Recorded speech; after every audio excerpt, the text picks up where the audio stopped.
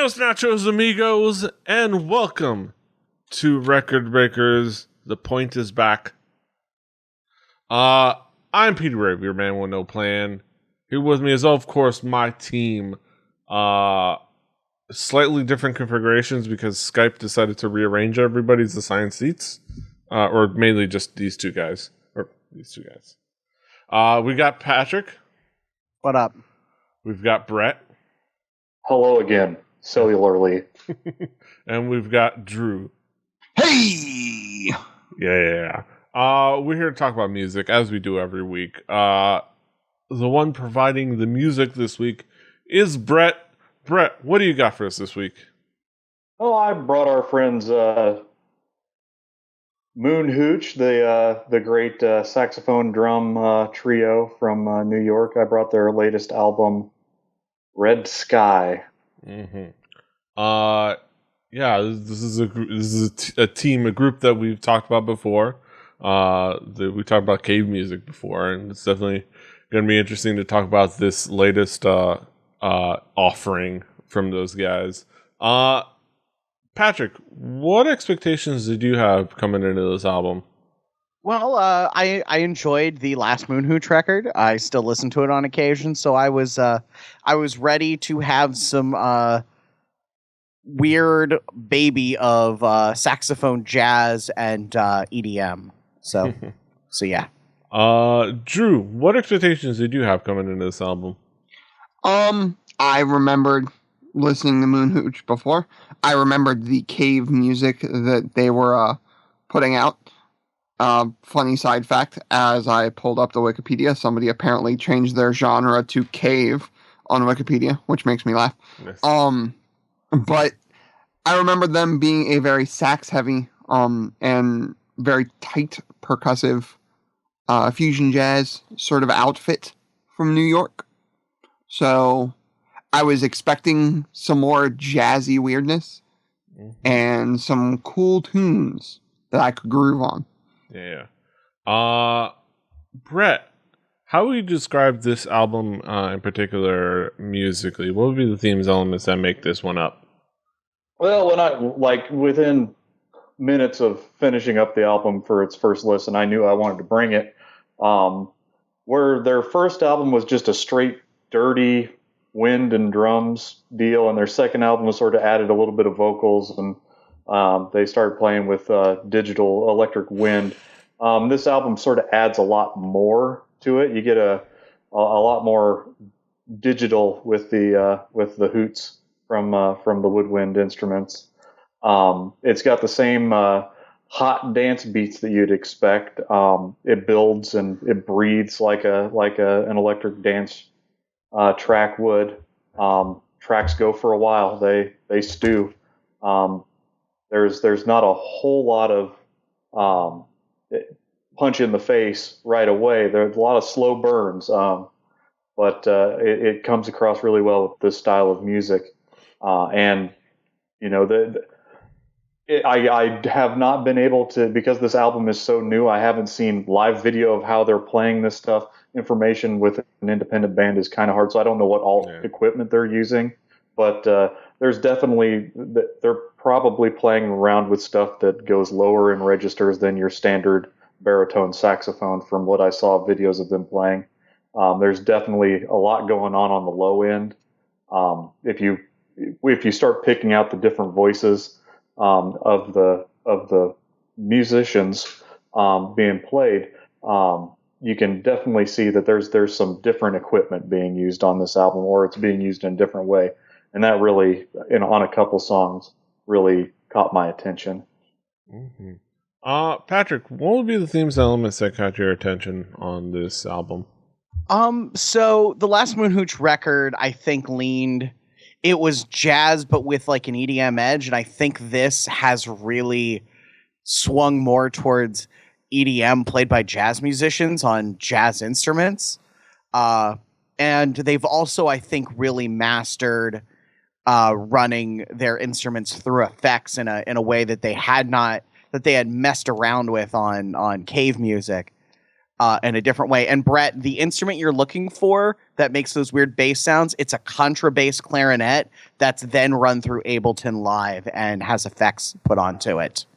I read some interviews with them, and that was what it came down to. I think is that super low bass sound you're hearing is a contrabass clarinet, then run through Ableton with a bunch of effects put on it. Yeah, when I saw them last, they were sticking a pylon from the side of the road out of the sound hole to extend the range. I think they've cleaned up a little bit. Yeah. So I liked the last record, and this improved in kind of in every way I hoped it would, and I think exceeds Cave Music in terms of quality and my level of enjoyment. Mm-hmm. Drew, what would be the themes elements that caught your attention? Like these guys said, this is very heavy on the dance part of what Moon Hooch is good at. Like I said, they are just a jazz group through and through, but they're mixing it with something that's really, really cool and really, really, I don't feel has been done before. I don't remember it being done before, at least not to this effect. It's that you have almost a dance club compositional quality to it, where you're finding like a very defined beat and you're finding a very defined rhythm section to it that permeates the entire track, yet it's done in this more fusion jazz way when it comes to melodies and how one part of the song will connect to the next. There is a lot of really cool instrumentation. There just is. It can be talked ad nauseum, the way that they use the instruments and the effects that they put on those instruments in a recording studio setting. That's really, really well thought out and really, really well done. It's his musicians getting into a room, being good at their instruments and saying, what can we do that's fun? And where can we go from there? And it comes through because, in my opinion, they talked about the instrumentation and the weird sort of sounds that were still really fun music. It's not just weird noise. It's good noise. It's good music. But you can talk about that and the weird instrumentation. But what I found was that the use of like spots of intense reverb at certain points on certain instruments really added this like really cool fullness and like thick nature to the entire sound of the record that I think was really, really well done here. And the more electronic-y, synthy parts of it were brought to the forefront more than this was in the last record, which I think is really, really cool. It's an album that, if you like jazz and you also like to groove on it and dance and have a good time with it, this record did both of those for me because I'm in the middle of that Venn diagram. Yeah, so. Yeah, you can definitely groove to this so well and get into a cool headspace and have fun and kind of have fun, dance around. It's such a good record for that. Brett, what will be some of the key tracks for you to zero in on? Well, I think all of the Moon Hooch albums so far have really put me in. You sort of get taught what you're getting ready to get into. Like from the first time I saw them live and they played their opening track from their debut album to this album, their opening track really sets the table for what you're going to get. It really sets the low bar for where things are going. Like, it spools it up.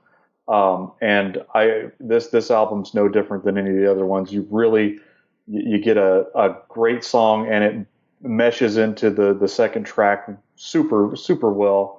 Everybody gets, it's the great, everybody gets their piece of the pie on that track. But probably my favorite song on the album is Booty House. It's a Johnny upbeat swing tune. It's unlike anything else I've ever heard the guys do.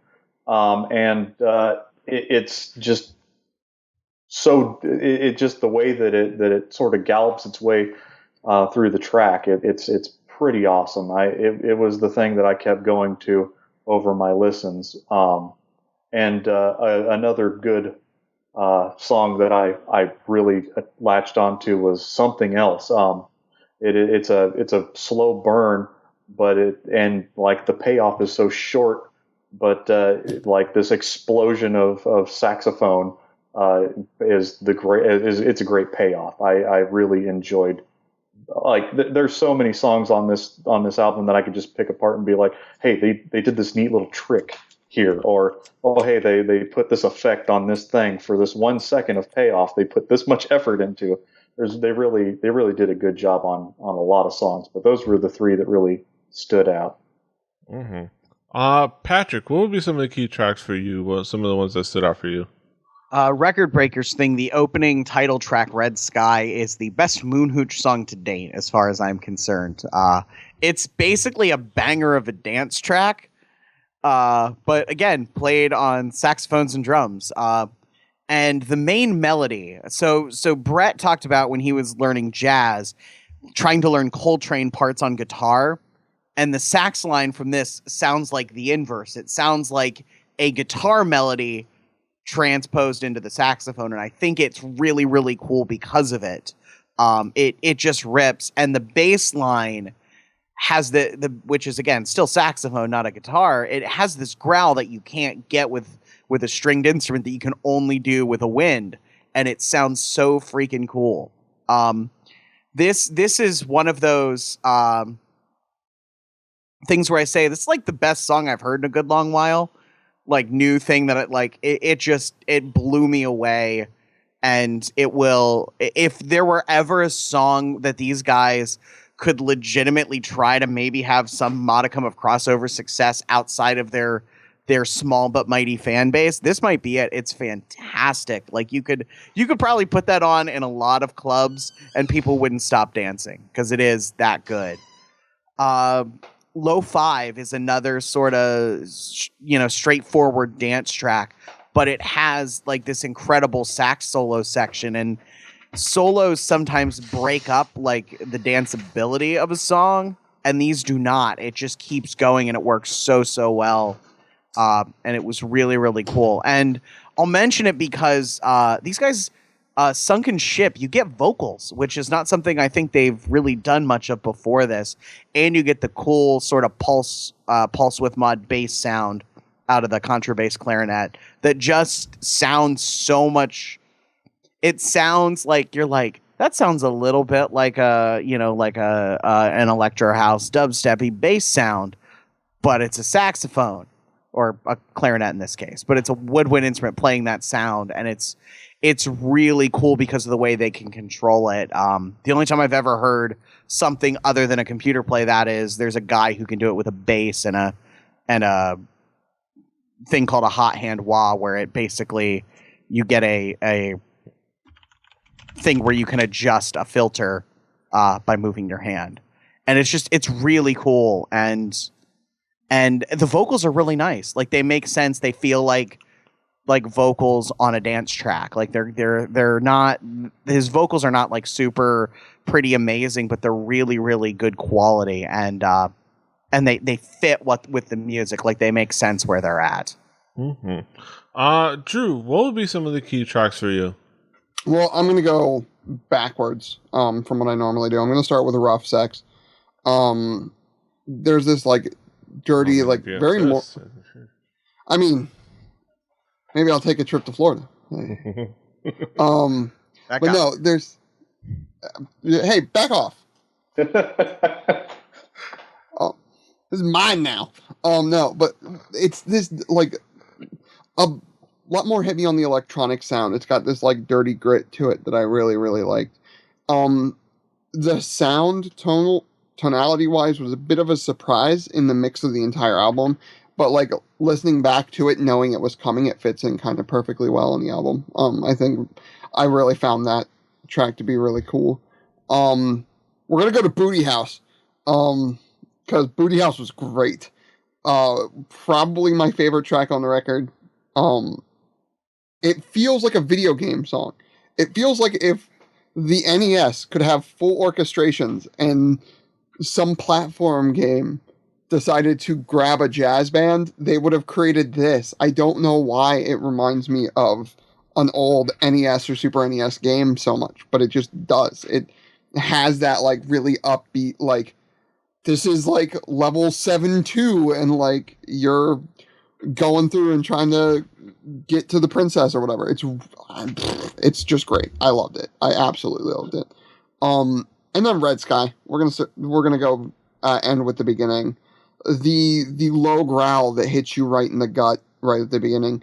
The like just stick percussion on like the side of a snare that you get picked up just in the hints in the background.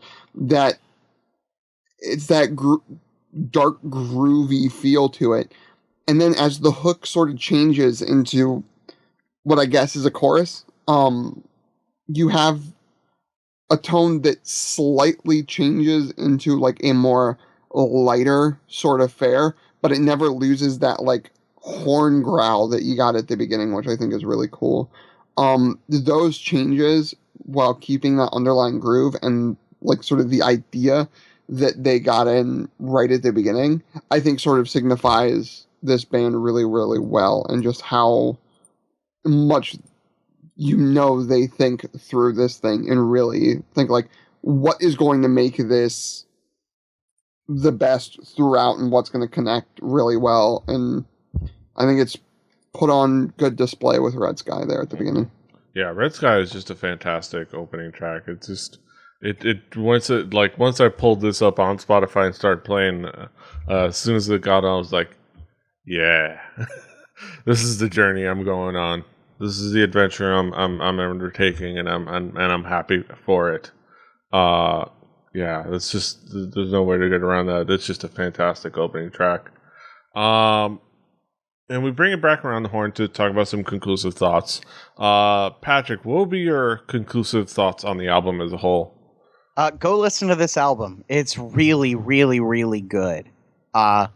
It has something for the jazz head, and it has something for the kid who's like into dance music but wants something more, that wants to know, okay, how far can this idea go? How can we make something unique and different that isn't just the same thing done over again with ever so slightly different electronics applied?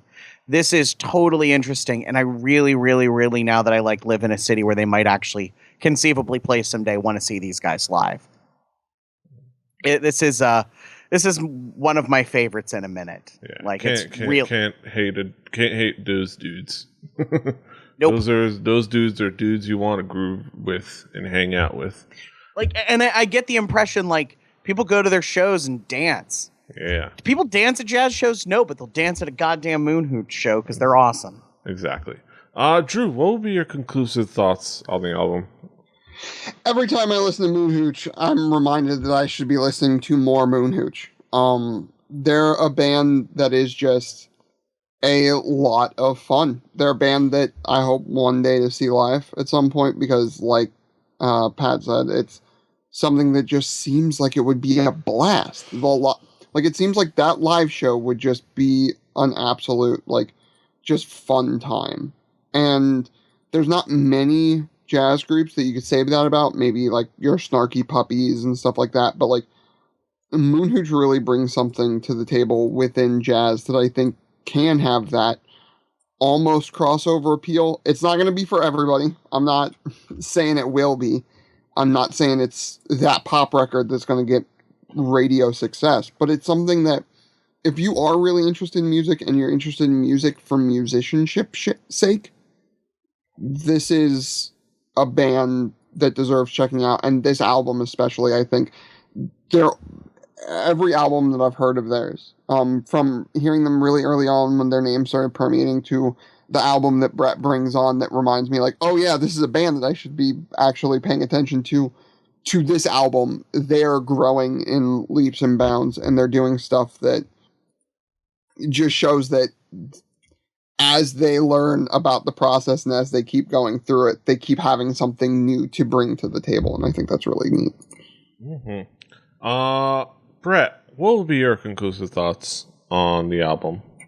Well, first off, I'd like to thank They Might Be Giants for having them as an opening band a couple years ago when I saw them live, not knowing what I was getting into.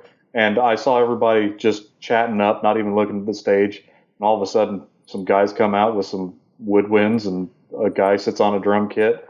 And it was like, everybody does the cartoon as they turn their head. You guys knew me before I heard Moon Hooch, and you know the kind of music that I'm into. I have a high standard for being impressed by stuff. Like I don't get shocked by a lot of things. This is about as fresh as it gets. There is hope left for the youths of today, because these guys are all younger than us, and they're out there making stuff that like I ain't never heard before. To put it in a way, but like for real, these guys are doing the Lord's work with instruments that they ought not to be doing, music that they shouldn't be doing with them, and doing it in the best way possible. So like anybody that can sit and listen to, who's played a video game and been like, tolerant of the music that they hear, that is electronic music. I mean, this was the soundtrack to, this album dropped about the time I got serious into some Overwatch. So this album was the soundtrack to me shooting people in that game. Yeah. This is a good casual listen, but if you want to go deep, you can go deep. You can hear that one hoot, that one growl that they probably spent more time than you would think being like, we need to put that there. It's a real. That's right. They hoot and they holler. I was going to make a joke about there being no hope for the youth of today, and then I looked it up, and apparently they reformed back in 2010, and I did not know that. So apparently there is hope for the youth of today. Good going, Ray Capo. Yes. That was a good reference. Yes, Moon Hooch, an undeniable record from an undeniable band. And now we get to our undeniable main event with our undeniable bad haikus. Or good haikus. You know what? I'm not going to judge. I'm not going to prejudge your quality of haikus. That's wrong of me to do so. You know what? I should think highly of you guys. So let's get into our haiku reviews of the Moon Hooch. Patrick, what is your haiku? This is so damn good. The perfect next step forward. Genuinely great. Mm-hmm. Drew, what is your haiku? Fusion-y goodness from only a few states east. Always a good time. I've got mine. A groovy mind trip with enough twists to stay fresh. Moon Hooch still has it. And Brett, what is your haiku? A great third album. The mastery of three skilled dudes.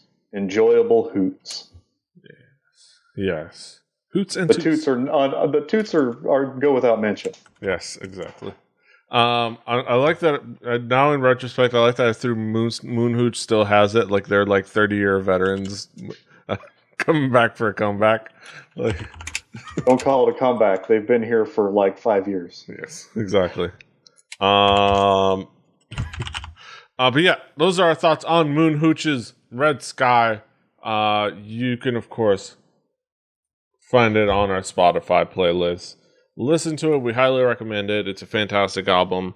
It'll make your life better, in at least by a magnitude of like at least a little bit. At least magnitude of a little bit. Yes, exactly. Or a lot. Could be a little bit or a lot. On that Spotify playlist, if I remember, on the Spotify playlist will be next week's record, and I believe it is Drew's record. Drew, what do you got for us next week? This is the first time I'm going into sort of that sort of classic rock era, I feel, but with a band that is very much not the cookie cutter out of there by any stretch of the imagination. A band that was huge in Japan, and had their own success here as well. This is going to be Heaven the Night by Rockford, Illinois' own Cheap Trick. They're big in Japan. Fucking huge in Japan. Yes. Yeah. Look forward to that. Listen to that. Do your homework. It'll be a quiz next week. But